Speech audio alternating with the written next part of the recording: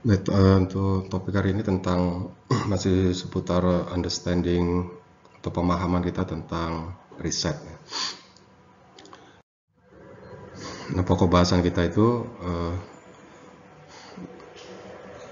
terkait dengan apa sebenarnya definisi dan tujuan sebuah riset dilakukan.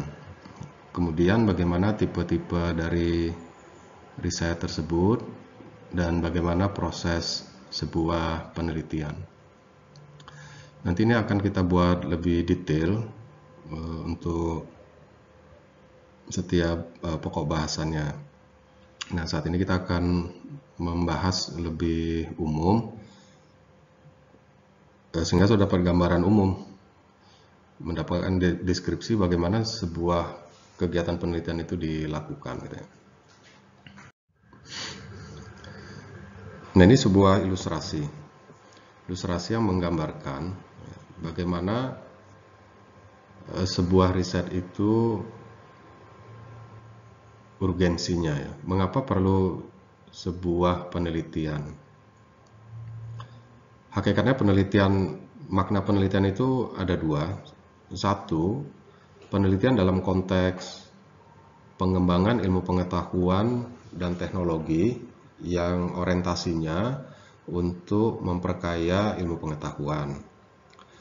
Dan yang kedua, tipe riset itu dilakukan untuk bisa menyelesaikan permasalahan yang sifatnya praktis. Jadi di universitas yang kita lakukan itu adalah penelitian yang berorientasi kepada pengembangan ilmu pengetahuan dan teknologi.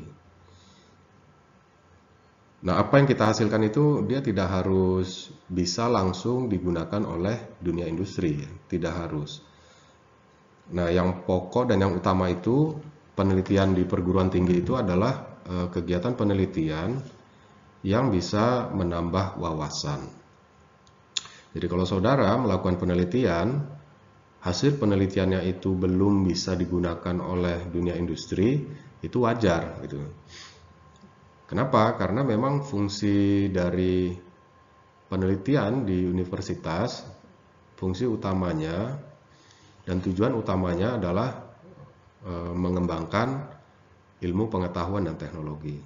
Tapi kalau kita melakukan penelitian di dunia industri, maka yang menjadi ukuran keberhasilannya adalah penelitian kita itu menyelesaikan permasalahan yang dihadapi oleh perusahaan. Jadi dikatakan penelitian kita itu berhasil kalau di dunia industri, permasalahan yang dihadapi oleh perusahaan itu selesai, yaitu indikatornya. Tetapi kalau penelitian di perguruan tinggi, indikatornya itu adalah publikasi itu atau hak cipta atau hak paten yang tidak harus bisa langsung diterapkan. Maka penelitian itu hakikatnya ada dua di perguruan tinggi, yang sifatnya penelitian dasar, yaitu penelitian-penelitian yang sifatnya memperkaya teori-teori, konsep-konsep gitu. Jadi sifatnya itu knowledge, wawasan, pengetahuan. Dan yang kedua tipe penelitiannya itu terapan. Terapan itu artinya penelitian yang dilakukan oleh perguruan tinggi itu punya potensi ya, untuk bisa diterapkan di dunia industri. Memiliki potensi untuk diterapkan di dunia industri itu artinya tidak langsung digunakan, tetapi industri itu merasa atau mengetahui hasil penelitian yang kita lakukan itu layak ya untuk mereka gunakan. Nah, nanti begitu masuk di dunia industri harus dilakukan penelitian lebih lanjut ya, yang sifatnya terapan dalam pengertian terapan untuk perusahaan tersebut. Sementara terapan yang dilakukan oleh universitas sifatnya umum. Contohnya misalnya kita mengembangkan satu teknologi untuk bisa mendeteksi kerusakan menggunakan teknologi sensor. Nah, hasil penelitian kita ketika diterapkan di satu perusahaan otomotif misalnya, di perusahaan X, maka hasil penelitian terapan kita itu masih harus disempurnakan khusus untuk perusahaan X itu. Kenapa? Karena yang kita teliti itu sejak awal bukan perusahaan X ya, tapi kita concernnya mengembangkan satu teknologi inspeksi kualitas produk menggunakan teknologi sensor untuk produk-produk otomotif. Nah, sementara perusahaan X kita tidak pernah tahu spesifikasi dari produknya gitu. Artinya apa? Terapan yang diteliti, penelitian terapan yang di universitas sifatnya umum. Begitu masuk ke industri sudah spesifik. Nah, oleh karena itu kalau kita mendapatkan kritik, kenapa penelitian mahasiswa atau penelitian di perguruan tinggi itu tidak dapat diterapkan di dunia industri? Karena memang penelitian kita itu sifatnya umum, tidak spesifik. Sementara di dunia industri itu spesifik. Ya. Kita ambil contoh misalkan permasalahan inventory di PT Semen Padang dengan permasalahan inventory di PT Semen Holcim. Itu beda padahal sama-sama perusahaan semen atau industri semen. Sehingga tidak mungkin hasil penelitian kita itu bisa langsung dipakai. Jadi tetap harus ada penyesuaian. Nah, oleh karena itu di gambar ini ya, dia menjelaskan bahwa ada 3 tingkatan. Kalau kita melaksanakan satu penelitian, kita harus paham ada tingkatan. Bahwa yang paling bawah itu fakta-fakta. Itu banyak. Inilah yang kita sebut, misalnya faktanya penjualan dari setiap produk, permintaan, pasarnya. Ini semua adalah data. Ya, itu adalah fakta. Jadi fakta itu sebuah kejadian real ya. Itu fakta. Jadi ukurannya banyak. Maka kalau di gambar segitiga ini dia ada di bagian bawah, jadi jumlahnya banyak. Kumpulan fakta dikelola, diproses, gitu, dianalisis, itu akan bertransformasi menjadi sebuah informasi. Nah, tentunya dari fakta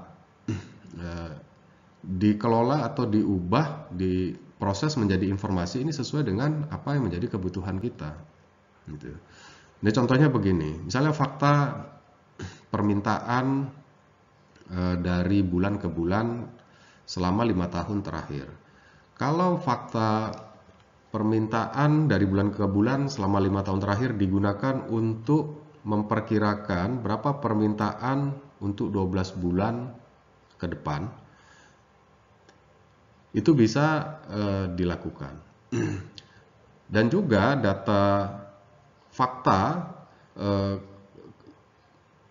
permintaan realisasi penjualan ya 5 tahun terakhir dari bulan ke bulan itu juga bisa diolah informasinya untuk kepentingan pihak pemasaran.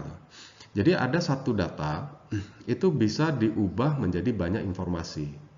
Nah, itu artinya gitu. Kenapa dia dari fakta itu mengerucut ke informasi? Karena memang fakta yang kita pakai sekian banyak itu kita olah menjadi informasi dedicated. Jadi informasi tertentu. Ya, kita tidak mengolah fakta ini menjadi informasi-informasi yang sangat banyak. Enggak, tapi tertentu gitu. Tertentu dalam hal apa? Ya tertentu karena ada permasalahan yang ingin kita selesaikan. Gitu. Makanya lebih mengecil. Kumpulan dari informasi-informasi itu kemudian dinalar ya, oleh manajer, oleh si peneliti, berubah menjadi pengetahuan. Oke, nah maka kalau kita sistematiskan dari fakta bertransformasi menjadi informasi, kumpulan informasi membentuk pengetahuan. Nah, dalam konteks scientific method, rangkaian kegiatan itu terdiri dari mengumpulkan fakta atau mengumpulkan data. Nah, seluruh data yang saudara kumpulkan itu saudara rapikan, saudara organize, sedemikian rupa gitu. Misalnya saudara menemukan ada data permintaan produk A selama 5 tahun terakhir, data permintaan produk B 5 tahun terakhir, dan seterusnya. Nah, yang dimaksud mengorganize, contohnya itu saudara jadikan dalam satu tabel, kan? Saudara jadikan dalam satu tabel. Nah, itu sudah artinya mengorganize.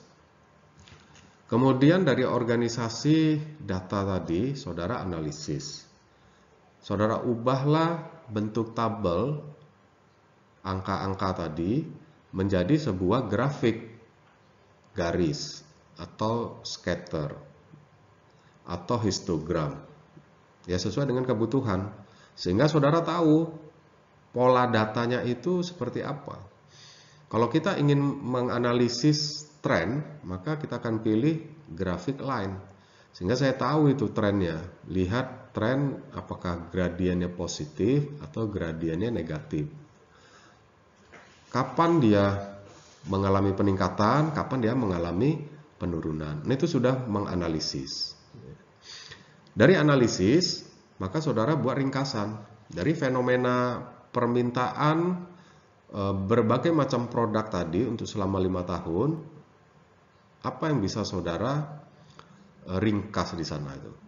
Misalnya saja produk A itu selalu trennya selalu meningkat, produk B stabil, produk C fluktuatif, produk D itu mengalami penurunan dari waktu ke waktu. Itu namanya summary. Dari summary itu, saudara sintesis, artinya produk A, B, C, D, permintaan dari apa ya, summary permintaannya tadi, itu saudara tarik kesimpulan. Apakah kita harus menghentikan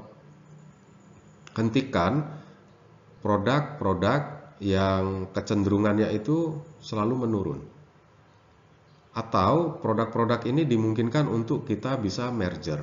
Nah, itu bagian dari sintesis. Jadi saudara mencari benang merah hubungan antara permintaan setiap jenis produk. Itu maksudnya sintesis.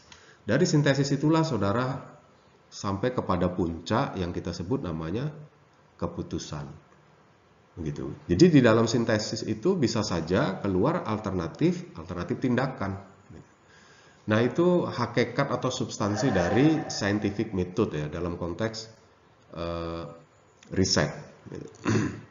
Nah, inilah yang nanti akan kita adopsi menjadi metodologi yang kita sebut dengan istilah metodologi penelitian. Dasarnya itu dari sini, bahwasannya metodologi penelitian itu usaha kita untuk mengumpulkan fakta. Kemudian dari kumpulan fakta itu akan kita organize, akan kita analisis sehingga berubah menjadi informasi. Kemudian dari informasi itu, dari kumpulan informasi-informasi yang kita sudah dapat, kita strukturkan, kita cari benang merahnya sedemikian rupa sehingga dia menjadi sebuah ringkasan, sintesis, dan keputusan. Nah, di dalam penelitian itu akhirnya akan dilihat orang itu adalah kesimpulan. Jadi apa kesimpulan dari penelitian Anda gitu. Nah, itu namanya level sintesis dan decision itu. Oke, saya lanjutkan. Di dalam kegiatan penelitian itu ada 3 pilar ya. Pertama, edukasi, belajarnya, pendidikannya, kemudian ada pengetahuan dan ada inovasi. Jadi kalau kita diminta lakukanlah sebuah penelitian tugas akhir yang inovatif, lakukanlah penelitian final project yang inovatif. Saudara akan bisa hasilkan itu kalau saudara memang belajar yang saudara lakukan dengan cara membaca banyak buku, berdiskusi dengan banyak orang yang terkait dengan topik penelitian yang mau saudara ambil. Nah, nanti dari education itu akan menghasilkan sebuah pengetahuan. Nah, dari pengetahuan itulah saudara baru bisa berinovasi. Jadi apa sih sebenarnya pengertian inovasi gitu ya? Inovasi itu bukan kreativitas ya, tapi kalau ingin menghasilkan sebuah karya inovatif, saudara harus memiliki keterampilan atau kompetensi atau karakter kreatif itu. Nah, apa yang maksud dengan kreatif? Kreatif itu kemampuan saudara untuk membuat sesuatu. Tetapi sesuatu yang saudara buat itu tidak harus bermanfaat bagi orang lain. Kreativitas yang saudara buat itu bisa saja ya sebuah karya yang memang untuk memuaskan keingintahuan Anda pribadi. Kemudian bisa saja kreativitas sesuatu yang saudara buat ya sebagai bagian dari kreativitas itu untuk memuaskan atau ingin untuk memenuhi keinginan orang lain. Tetapi hasil karya Anda kalau kreativitas itu belum punya value, artinya belum bisa menghasilkan uang atau belum bisa dikomersialisasikan, maka seluruh pekerjaan Anda itu masuk kategori kreativitas. Tapi begitu kreativitas sudah berubah menjadi output yang punya value, yang bisa menghasilkan uang, sebuah produk yang bisa dikomersialisasikan, maka dia akan bergeser naik grade-nya menjadi inovasi. Nah, itu perbedaannya. Jadi kalau kita mau jadi orang yang inovatif, kalau kita ingin menghasilkan sebuah karya final project, tugas akhir, skripsi, S2 tesis, S3 disertasi yang inovatif, syaratnya harus kreatif gitu. Nah, itu tidak mudah ya, untuk menghasilkan sebuah karya yang inovatif. Kenapa? Karena karya inovatif tadi indikatornya adalah komersial, layak jual gitu, industri mau pakai gitu. Nah, itu baru disebut inovatif gitu ya. Nah, apa sebenarnya dimaksud dengan knowledge ya? Apa itu pengetahuan? Kalau definisinya, pengetahuan itu adalah pemahaman kita tentang fakta, informasi, deskripsi, ataupun skill yang didapat melalui sebuah proses pendidikan dan pengalaman. Nah, itu disebut pengetahuan. Jadi urutannya begini, saudara naik angkot dari rumah atau dari kos, jalan ke kampus, kemudian di sepanjang perjalanan saudara lihat banyak teman-teman lain menggunakan sepeda motor. Dalam hitungan katakanlah 1 menit, tiba-tiba saudara punya ide, dalam 1 menit ada berapa banyak ya sepeda motor yang motong bus atau angkot saya gitu. Ini saudara hitung, wah ada 30. Jadi kalau dalam 1 menit ada 30, kalau jalur ini dilewati selama 20 menit, gitu ya, berarti 20 dikali 30, ada 600 sepeda motor. Nah, itu namanya saudara sedang mengumpulkan fakta.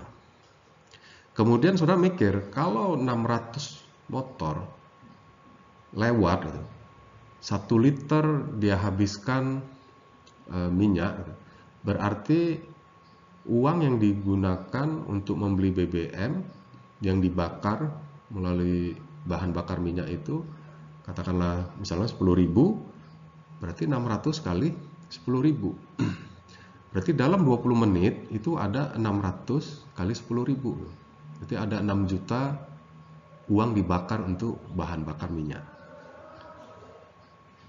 Kenapa 6 juta itu kalau dipindahkan dia ke angkot gitu, kira-kira dalam 20 menit akan menghabiskan 6 juta juga enggak ya gitu. Nah, kalau angkot itu memuat 12 orang gitu, dalam 20 menit, berarti dalam 20 menit itu tadi lewat ada 600 sepeda motor. 600 sepeda motor itu diasumsi digunakan oleh 1 orang, berarti ada 600 orang. Berarti kita membutuhkan angkot dalam 20 menit itu ada berapa banyak ya untuk bisa memindahkan pengguna sepeda motor ke angkutan umum. Nah, proses saudara memahami fakta tadi gitu, kemudian diorganize ya, diatur gitu di pikiran kita sehingga menjadi informasi ya. Kan tadi informasinya dia kumpulkan data 1 menit ada 30 sepeda motor lewat. Nah, kemudian perjalanan Anda itu naik angkot itu 20 menit. Berarti dalam 20 menit itu akan ada 20 kali 30 sepeda motor tadi kan gitu ya. Itu sudah menjadi informasi. Kemudian saudara kaitkan fenomenanya itu spesifik ke besarnya biaya bahan bakar minyak. Itu saudara sudah mendeskripsikan. Nah, yang jadi pertanyaan, kok bisa Anda mikir sampai ke situ gitu? Ya karena memang dipicu oleh pertama, Anda sudah punya informasi sebelumnya gitu, terkait dengan berita di TV, bacaan-bacaan majalah, koran yang membahas tentang kenaikan harga BBM. Sehingga hal-hal yang tren ya, itu yang menginspirasi Anda gitu. Nah, ini sama. Kalau ditanya nanti rencananya tugas akhirnya topiknya apa gitu. Saudara tidak bisa jawab karena memang saudara tidak punya informasi. Bahkan saudara tidak punya pengetahuan gitu, tentang topik-topik penelitian yang lagi tren. Berarti kalau itu yang menyebabkan Anda ditanya tidak bisa jawab, solusinya ya Anda banyak baca. Anda banyak berdiskusi untuk mengetahui apa sih yang lagi tren 5 tahun terakhir atau 2 tahun terakhir, penelitian-penelitian di bidang teknik industri. Kan itu saja solusinya, ya kan?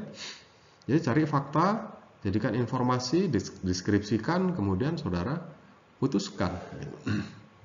Nah, itu yang disebut dengan knowledge. Jadi ada upaya understanding. Jadi kalau kita mau melakukan riset, ya syaratnya harus punya knowledge dulu gitu. Mulai dari pengetahuan tentang topik, pengetahuan kalau sudah sampai kepada topik, pengetahuan tentang teknik memformulasikan riset problemnya, masalah risetnya.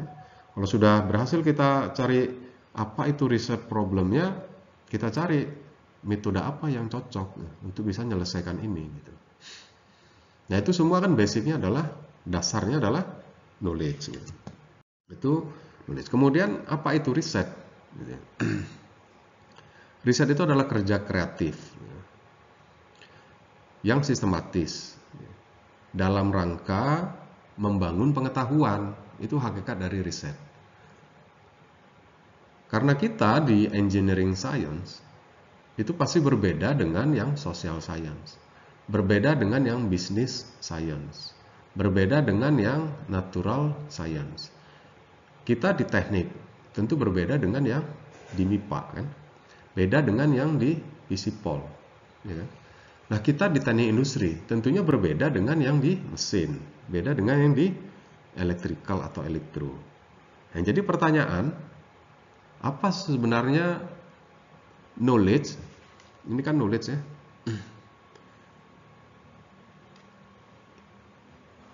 Yang memang merepresentasikan keilmuan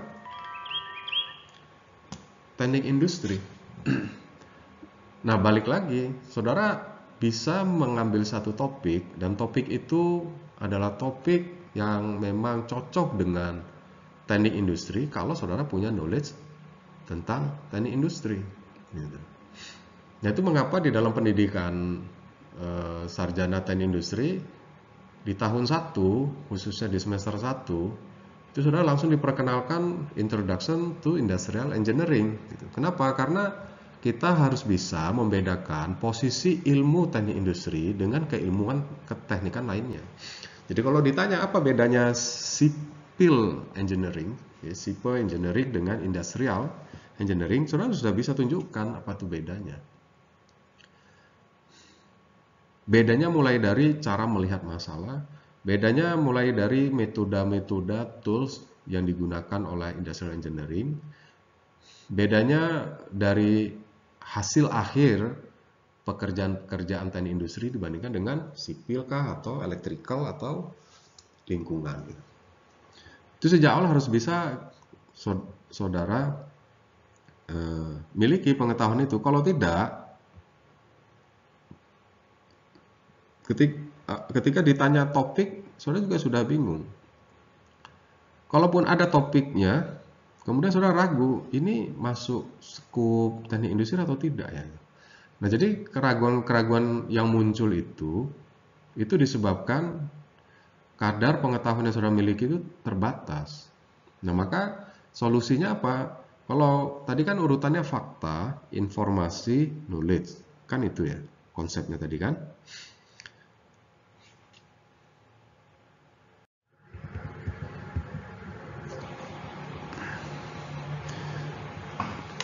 Nah, maka saudara kumpulkan dulu referensi-referensi yang berkaitan dengan pertanyaan what is industrial engineering. Nah, itu namanya saudara mengumpulkan fakta. Kemudian saudara baca itu referensi. Sampai saudara memiliki pengetahuan yang utuh tentang apa itu teknik industri. Maka sudah menjadi informasi. Begitu jadi informasi, saudara masuk ke wilayah saya melakukan riset tentang industrial engineering. Saudara langsung terinspirasi gitu. Bagaimana karakteristik atau ciri dari penelitian teknik industri? Saudara masuk itu ke wilayah namanya knowledge. Jadi fakta, informasi, knowledge. Di akhirnya fundamentalnya itu adalah dasarnya itu pondasinya adalah knowledge. Nah, knowledge itu ya dari informasi dari fakta. Jadi kesehari-hariannya itu cirinya apa ya membaca. Oke, selanjutnya kita bicara untuk apa sih riset itu dilakukan? Purpose of research. Secara umum ya, ini ya bukan semata-mata untuk pendidikan sarjana ya. Kenapa riset itu dilakukan? Baik oleh universitas, baik oleh lembaga riset yang sekarang dikenal dengan Badan Riset dan Inovasi BRIN ya. Maupun kegiatan yang dilakukan oleh perusahaan-perusahaan. Jadi tujuan riset itu mereview dan mensintesis pengetahuan-pengetahuan yang ada saat ini. Jadi ditelaah itu, dicari tahu tuh. Apalagi pengetahuan yang bisa kita tambahkan ya untuk fenomena saat ini.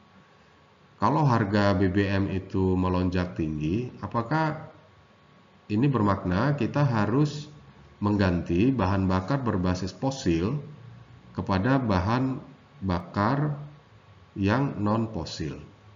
Apakah itu memang solusi? Dicari tahu dulu apa sih yang membedakannya? Apakah memang sama mahalnya? Nah, itu namanya sudah mereview dan mensintesis existing knowledge. Gitu ya. Kemudian yang kedua, investigasi, menyelidiki kondisi-kondisi atau masalah yang berkembang saat ini. Nah, itu tujuan dari riset. Kalau ada permasalahan tentang mengembangkan usaha mikro, kecil dan menengah atau industri kecil dan menengah, saudara menginvestigasi bagaimana faktor-faktor sukses ya, sebuah industri kecil itu didigitalisasi. Saudara ingin bicara transformasi digital di sektor industri kecil. Apa sih yang menghambat mereka untuk mengembangkan usahanya berbasis teknologi informasi? Apakah dari sisi kesulitan finansial? Apakah dari sisi pengetahuan mereka yang terbatas? Atau memang karakteristik pasar dari produknya itu nggak membutuhkan sama sekali sentuhan teknologi gitu. Ya kan? Misal ambil contoh tukang jualan bakso keliling. Apanya mau saudara digitalisasi? Ya. Lupa itu kan bisa kita pakai model GoFood. Dipesan, tukang baksonya datang, langsung diseduh di depan rumah orang yang mesan. Karena karakteristik bakso itu kan harus seger dia Pak dalam kode panas. Kemudian konsumen lihat betul prosesnya, ini sehat enggak, bersih enggak. Oh, itu common sense, masuk akal. Jadi bisalah kita pakai model-model seperti pesan antar online tuh ya, bisa pakai media GoFood atau Shopee atau Grab gitu ya, macam-macam. Persoalannya quick respon enggak gitu. Orang kalau mesan makanan, saat itu juga dia harus ada dihidangkan. Nah, perhatikan khas rumah makan Padang. Tidak ada khas rumah makan Padang di seluruh dunia, bukan hanya di Indonesia ya, apalagi di Sumatera Barat ya, rumah makan Padang. Itu yang prasmanan, tidak ada. Tidak ada yang jemput makanannya itu di kasir seperti fast food, tidak ada. Kemudian kenapa rumah makan Padang itu selalu rame pelayannya? Karena filosofi di dalam rumah layan standar mutu rumah makan Padang itu tidak boleh konsumen itu menunggu. Makanya di rumah makan Padang itu ya jarang ya. Kalau di sini kan kita kenal dengan istilah ampera ya atau warteg lah ya di Jawa ya. Customize kita pesan, baru dia kasih lauk pauknya itu sesuai pesanan kita. Enggak, itu lama ngantri. Maka rumah makan Padang itu Anda datang langsung dia suguhkan, nanti pilih sendiri. Kenapa? Karena konsepnya orang datang itu untuk makan. Dia dalam keadaan lapar. Jadi jangan ditanya. Nah, itu filosofinya rumah makan Padang. Nah, itu kan harus kita miliki pengetahuannya tuh. Kalau kita mau melakukan investigasi, mau melakukan kegiatan riset, gitu. Anda harus punya pengetahuan itu. Ya, punya pengetahuan terhadap produk-produk itu. Itu salah satu contoh. Gitu. Nah, lalu bagaimana caranya saudara ingin mendigitalisasi bakso keliling tadi? Bagaimana Anda ingin melakukan digitalisasi untuk rumah makan Padang? Gitu. Artinya apa? Di situ ada istilah-istilahnya kalau kita mengembangkan satu teknologi namanya local wisdom. Ada local wisdom ini bahasa Indonesianya apa ya? Memperhatikan karakteristik budaya lokal gitu ya. Nggak boleh satu teknologi diimplementasikan justru mengubah gitu belief orang gitu, kayak kepercayaan orang. Jadi kepercayaan mengolah rumah makan Minang gitu, itu nggak ada yang akan mampu mengubahnya. Kalau Anda ubah, itu langsung didefinisikan bukan rumah makan Padang. Kita ambil contoh, rendang yang bukan dari daging yang halal. Itu kan populer ya, kasus itu. Maka seluruh orang akan mengatakan, itu bukan rumah makan Padang. Karena rendang ada filosofinya. Gitu. Anda makan produk rendang ayam. Orang masih sulit menerima kalau ayam itu adalah rendang. Karena rendang dulu diciptakan oleh nenek moyang di tanah Minangkabau itu menggunakan daging sapi. Yang memang itu diramu sedemikian rupa menjadi makanan yang sehat. Nah, banyak kampanye tentang rendang makanan tidak sehat. Nah, itu sudah dibantah oleh salah satu profesor di Universitas Andalas yang membuktikan bahwa bumbu rempah-rempah yang digunakan untuk memproduksi rendang itu sudah saling melengkapi, menetralisir. Gitu. Itu bisa dibantah. Gitu. Jadi memang rendang itu kalau dikaji secara ilmiah dia produk yang sempurna. Jadi sah saja dia menjadi makanan yang terlezat di dunia. Gitu. Nah itu kalau ditanya alasan ilmiahnya, gitu, perspektifnya macam-macam itu. Jadi nenek moyang kita itu dulu ketika meramu itu bukan kebetulan. Dia menginvestigasi problema saat itu. Tipe masyarakat adat Minang, laki-laki itu merantau. Perempuan jaga warisan, maka dia matriarkat. Seluruh waris itu diberikan kepada perempuan. Kenapa? Untuk menguatkan posisi tawar perempuan. Itu kekuatan adat Minang. Jadi karena kita merantau itu bukan sehari dua hari, bisa sampai 1 bulan perjalanan. Maka bekal apa yang bisa dibawa itu supaya apa? Jangan sampai ketika merantau nanti sampai di tempat tujuan kondisi kamu itu sakit sehingga dilihat orang menjadi seseorang yang lemah. Padahal kamu di sana itu mau menunjukkan saya ini punya kemampuan gitu. Kasih saya kesempatan untuk bersaing, saya akan tunjukkan saya bisa bangun ini, bisa bangun itu. Gitu. Karena Anda datang itu ya, dengan bawa kompetensi. Nah, bagaimana kompetensi yang bisa muncul kalau Anda lemah, datang dalam kondisi sakit, tidak bergizi.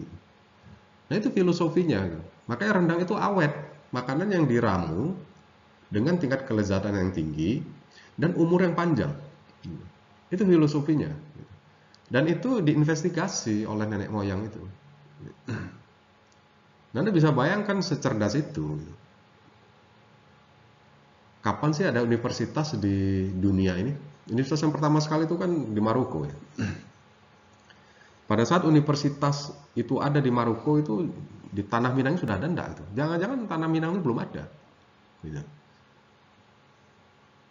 Yang mau saya katakan, ya, dia nggak tinggi sekolahnya, tapi dia mereview, mensintesis existing knowledge gitu. Jadi masyarakat itu berdialog gitu.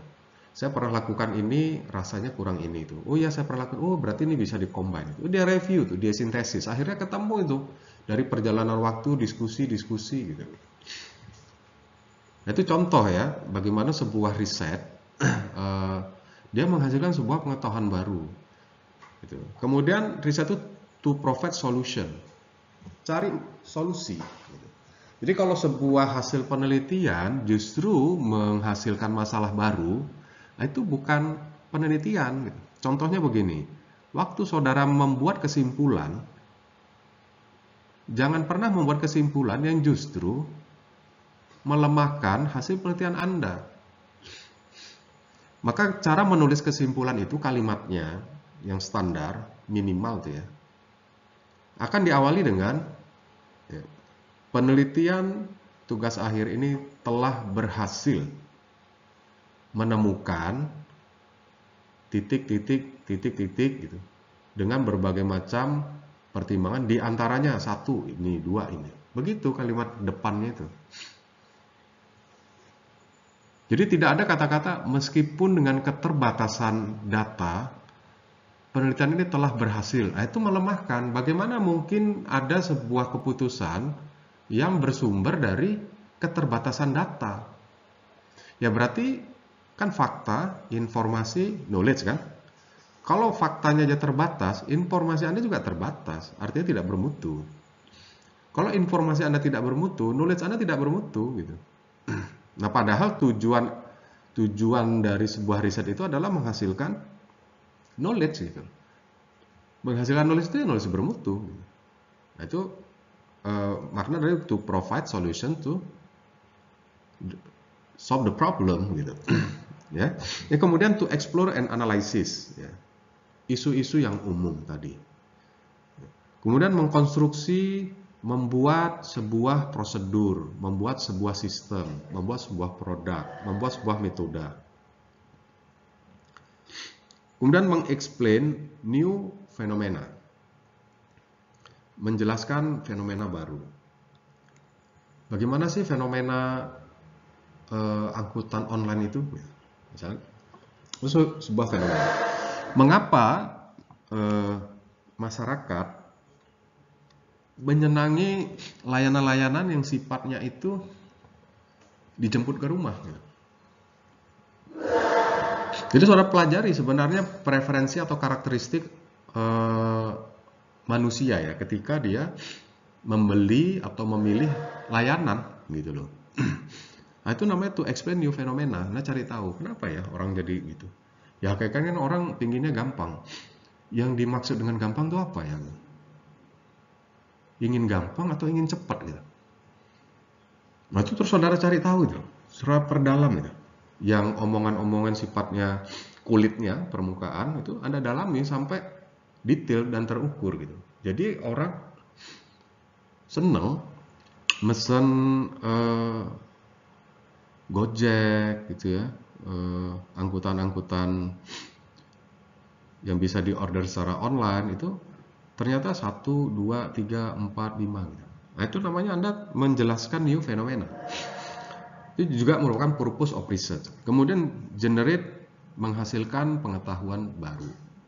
Terus kan mengkombinasi di antara semuanya ini. Nah, itulah purpose of riset. Oke. Nah, selanjutnya ya, apa saja tipe-tipe riset? Oke. Tipe-tipe riset. Nah, kalau kita ingin melakukan satu riset, yang tadi saya jelaskan, Anda ditanya itu sama teman dari teknik mesin. Kalau penelitian di teknik industri itu gimana ya? Nah, saya kan harus bisa jelasin kan. Kalau Anda gagal menjelaskan, nanti dia tanya, lu bedanya apa sama kami gitu. Ini kan repot ya. Nah, untuk bisa kita melakukan riset yang sesuai dengan keilmuan kita harus balik ke fundamental dari sebuah riset. Bahwa riset itu ada klasifikasinya. Nah, industrial engineering science itu akan lebih banyak ya, bukan satu di antara jenis-jenis ini gitu. Ya akan lebih banyak kerjanya itu ya, pada tipe riset yang seperti apa gitu. Nah, kita balik ke konsep engineering science, ilmu teknik. Baru nanti kita masuk industrial engineering science ya. Jadi Anda harus tahu dulu itu apa basic science, MIPA, natural and mathematics science itu. Kemudian apa itu engineering science, baru masuk ke industrial engineering science. Dasar kita itu ilmu alam, ya, terutama fisika dan matematik. Ya kan? Tapi kalau kita bicaranya industri itu kan bukan hanya manufaktur, tapi industri berbasis chemical process kan, ya, chemical processes. Maka saudara bukan hanya belajar fisika, tapi juga harus belajar kimia, supaya tahu tuh basic transformasi kimia. Tentang teori-teori ikatan karbon ketika saudara nanti jadi seorang engineer, industrial engineer di perusahaan-perusahaan perminyakan. Ya, Anda tahu tentang bagaimana menghitung kebutuhan bahan kimia. Maka saudara harus tahu itu tentang material balance. Untuk bisa menganalisis material balance, saudara harus tahu konsep-konsep stoichiometry misalnya, yang pernah kita pelajari itu, ya kan? Nah, apa sih tipe-tipe riset? Dan industrial engineering science itu cocoknya untuk tipe riset, banyak menggunakan tipe riset yang mana gitu.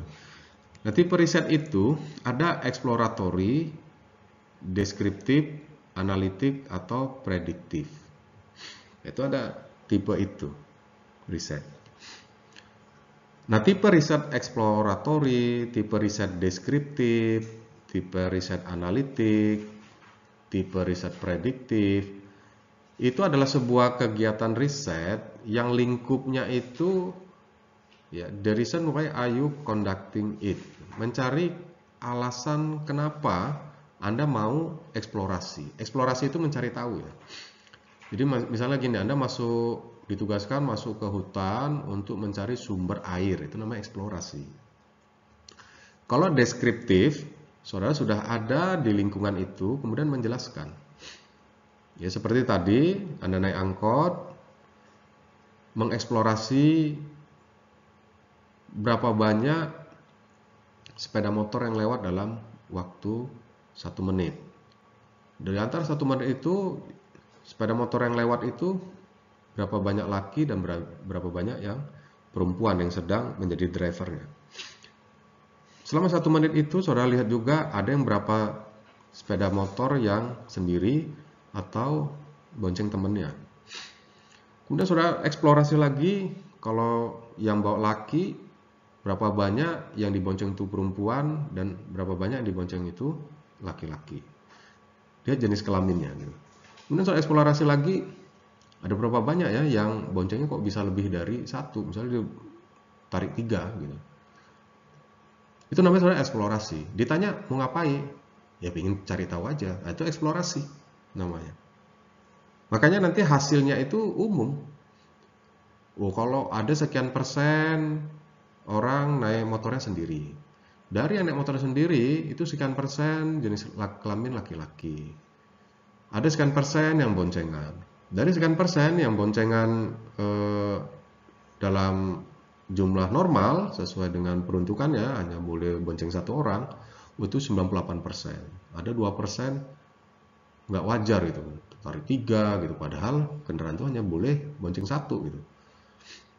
Nanti dari sekian persen orang yang boncengan itu, yang drivernya laki-laki, itu 90%. Yang drivernya perempuan, yang dibonceng laki-laki itu ada 2%. Misalnya begitu. Itu namanya eksplorasi itu. Saudara mau ngapain gitu? Ya nggak tahu, saya ingin cari tahu aja fenomena tentang transportasi sepeda motor yang digunakan oleh mahasiswa. Terus nanti manfaat itu apa? Ya nantilah dipikiri gitu. Oh, bisa diarahkan kemana gitu. Jadi eksplorasi itu hakikatnya penelitian-penelitian yang akan mencari akar masalah. Gitu. Tapi masalahnya apa? Anda memang belum tahu. Gitu. Itu eksplorasi. Kalau deskriptif, saudara mulai masuk itu ke wilayahnya. Kenapa ya Anda lebih memilih naik sepeda motor dibandingkan naik angkot? Kenapa Anda sering naik sepeda motor itu sendiri? Apakah memang tidak ada teman di komplek, atau sepanjang perjalanan tidak ada teman, atau Anda memang keberatan untuk membawa teman? Anda ingin mendeskripsikan tentang behavior, tentang preferensi, tentang perilaku. Itu deskriptif.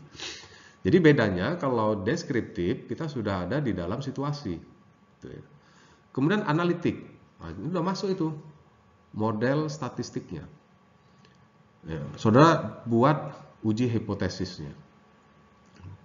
Kemudian prediktif. Nah, ini juga hampir sama dengan analitik gitu. Saudara menemukan satu rumus, nah rumus itu bisa saudara gunakan untuk memperkirakan next time. Gitu.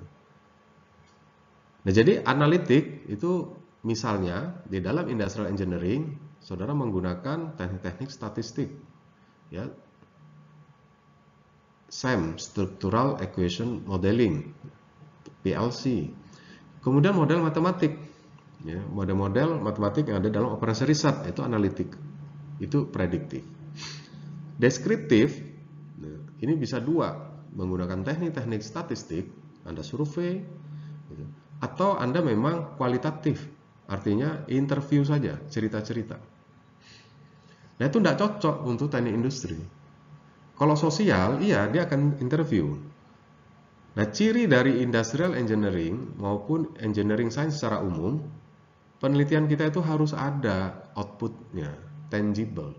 Anda sedang buat apa? Buat alat, buat produk, buat metode, buat layout, buat apa gitu. Nggak ada buat apa-apa, cerita-cerita aja. Nah, itu social science, gitu loh. Ya kan? Pak, saya buat rumus. Terus rumus itu untuk buat apa? Buat aja rumus, Pak.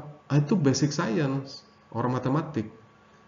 Yang industrial engineering ingin membuat satu alat, diawali dengan cari tahu rumusnya dulu. Ketemu rumusnya, digunakanlah rumus itu untuk membuat alat, gitu. Jadi dua memang kerjaannya. Kalau cuma satu, namanya ilmu dasar, rumus matematika tok, gitu. Tapi begitu dia menjadi alat, baru disebut dengan terapan. Nah, engineering itu terapan. Berarti ada outputnya. Nah, begitu tipe-tipe riset. Kemudian kita kaitkan dengan bagaimana riset di industrial engineering science. Kemudian ada tipe riset itu kuantitatif, ada kualitatif. Saya mau buat fitur lekukan-lekukan pada bodi mobil. Maka yang saya pilih adalah interview, ya, kepada orang-orang yang sudah gonta-ganti mobil minimal 5 kali mobil, 5 tipe mobil. Itu namanya kualitatif. Jadi saudara tidak menggunakan rumus matematik, tapi cukup menggunakan interview. Tetapi interview saudara itu interview yang sudah ada instrumen-instrumen keteknikannya. Misalnya saudara akan tanya, Pak, Bapak tingginya berapa? Saya tingginya 175. Mau naik mobil gimana, Pak? Suka nggak agak bungkuk-bungkuk? Ya enggak lah. Nah, Anda kan sudah punya angka-angka. Enggak perlu pakai rumus-rumus dulu, kira-kira gitu. Ya kan? Dan seterusnya lah gitu ya. Itu kualitatif dan bisa dilakukan dengan teknik deep interview mendalam. Nah, itu dikenal dengan istilah grounded theory. Jadi nanti interview yang kita lakukan, ya, itu nanti saudara sortir kata-kata kunci yang muncul, yang sering disebutkan oleh para responden kita. Anda kelola sedemikian rupa. Nah, itu teknik kualitatif. Kalau kuantitatif, kita sudah menggunakan rumus. Ya, seperti regresi. Nah, itu kan ada rumusnya kan? Itu kuantitatif. Jadi skup dari tipe riset kuantitatif atau kualitatif adalah the way in which, ya, cara di mana Anda ingin sebuah kegiatan riset dengan cara mengumpulkan data, gitu. Kemudian nanti saudara analisis. Kuantitatif maupun kualitatif riset seperti yang saya jelaskan tadi itu juga banyak digunakan oleh penelitian di bidang industrial engineering science. Deduktif dan induktif. Ini, apakah Anda akan bergerak dari hal-hal yang umum menuju hal-hal yang khusus? Itu tipe riset deduktif atau induktif. Kalau induktif, saudara melakukan generalisasi. Jadi misalnya membuat sebuah model layout pabrik, kemudian saudara akan bilang, layout pabrik ini, misalnya layout pabrik sepatu. Layout pabrik sepatu ini bisa dipakai oleh siapa saja. Investor yang mau bangun pabrik sepatu. Nah, itu namanya induktif. Kalau deduktif, saudara buat spesifik. Saya buat satu alat yang bisa dipakai di pabrik semen. Studi kasusnya di semen Padang. Maka alat saudara itu nggak bisa digunakan di luar PT Semen Padang, meskipun sama-sama semen. Nah, itu namanya deduktif. Customize ya. Nah, sebaiknya industrial engineering science itu deduktif. Kenapa? Karena metode, alat, produk itu bergantung kepada siapa yang menggunakan. Maka saudara akan berangkat dari siapanya dulu. Nah, siapanya itu katakanlah PTX. Begitu alat yang saudara buat dipakai di PT A, si A ini bukan siapa-siapa. Karena sejak awal Anda nggak pernah kenal PT A, Anda kenalnya PTX. Yang Anda interview PTX, yang Anda ambil datanya di PTX. Bagaimana mungkin rancangan yang saudara buat bisa dipakai di PT A? Padahal Anda tidak pernah ada di sana, tidak pernah ngukur, tidak pernah interview. Tetapi saudara bisa modifikasi. Berarti kan hasil modifikasi itu berbeda dengan PTX yang untuk A kan? Itu namanya deduktif. Jadi kita membuatnya itu spesifik hanya untuk si A. Si B riset lagi untuk si B, si C gitu. Meskipun kebutuhannya untuk mesin yang sama. Itu namanya deduktif. Kemudian applied atau basic research.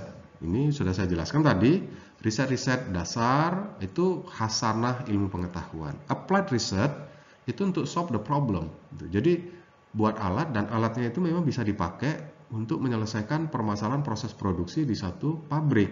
Itu applied. Tapi kalau saudara cari tahu kira-kira gimana ya ciri-ciri alatnya, bahannya apakah dari fiber atau dari baja atau dari aluminium, itu namanya Anda masih mencari-cari, itu basic. Ya, Anda belum sampai kepada menyelesaikan permasalahan tentang peralatan itu, tapi masih mencari tahu sebenarnya apa ya bagian kecil ya, sebagian dari peralatan yang mau saudara buat, itu masih basic. Jadi basic itu sifatnya teoritis, tapi kalau applied, kalau mesin itu rusak, disebut applied research, mesin itu bisa berfungsi sesuai dengan apa yang Anda kehendaki. Itu applied. Tapi kalau saudara masih mencari tahu apa yang menyebabkan mesin ini rusak, itu basic gitu ya. Anda sudah tahu sebabnya, tapi mesin masih rusak itu. Itu masih basic. Maka penelitian itu memang basic, naik baru ke applied gitu.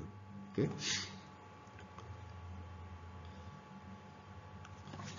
Baik, saya kira saya sampai di sini dulu ya untuk menjelaskannya. Kalau ada yang ingin saudara diskusikan, tuh dipersilakan.